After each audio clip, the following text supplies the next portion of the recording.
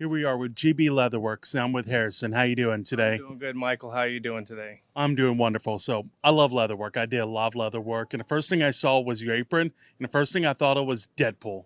Oh, Is thank that what you. you were trying to go with? I That look do. right there? I do like the black and red look. Very Deadpoolish, like my umbrella is black and red. It just is very. It stands out. I've even had people tell me I look like a demonic barber because of the way the straps kind of Yeah. curve up. But so happened I have a really nice piece of red leather that was just big enough to make an apron out of. So that just kind of worked out. So how long have you been doing leatherwork for? Just over 2 years now. We've been doing, me and my business partner Martin, we've been doing leather work. We do this full time. We do everything from, you know, your, what I like to call your everyday normal items. Like we make handmade wallets. Everything we do is all cut from start to finish, handmade. We don't actually use any machines, it's all stitched by hand. So I know hand stitching can be a pain in the butt depending on type of leather because Yes, we did leather hats and everything, and just try and make that nice tight stitch and keep it tight was always a pain. the saddle using doing a saddle stitch is a little bit tricky, especially the more layers you go.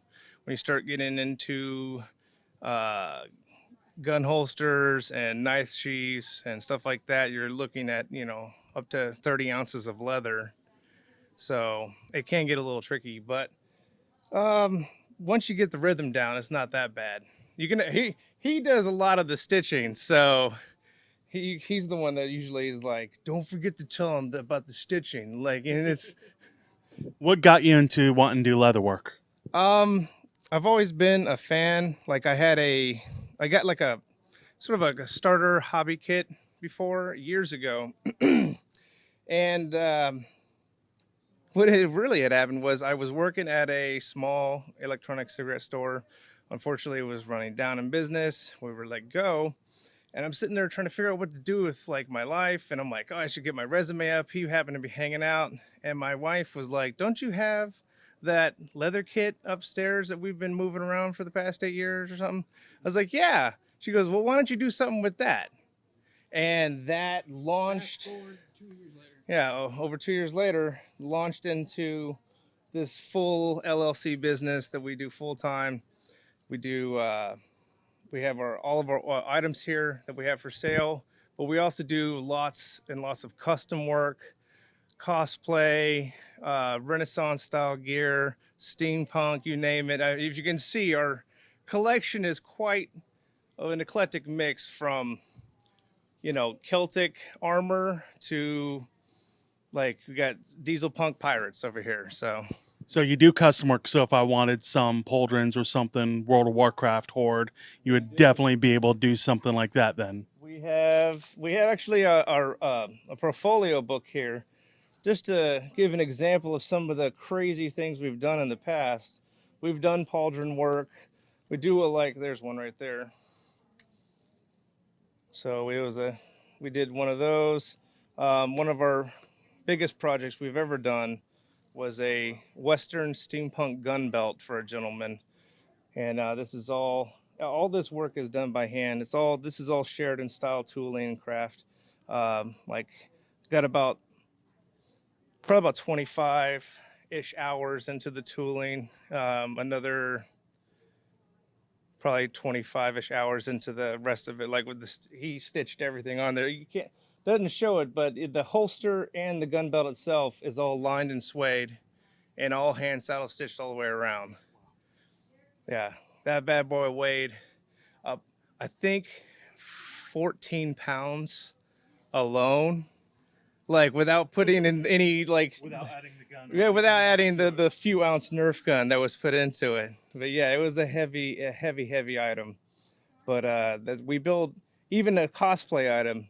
It's built to last. Like that's something that'll last forever almost. So have you started traveling to like Ren fairs, Barf, and all the other fairs out?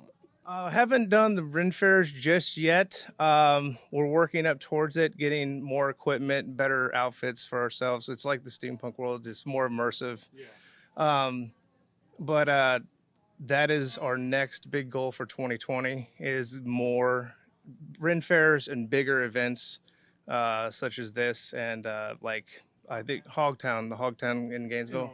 Oh yeah, Gainesville. We're trying to work our way towards that. So That's a nice fair out there.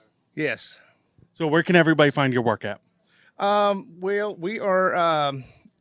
We have a base of operations out of the Mount Dora Farmers Market in Mount Dora, Florida. It's on Sundays. We're usually there every Sunday, where people can come and find us. We do repair work and custom orders there.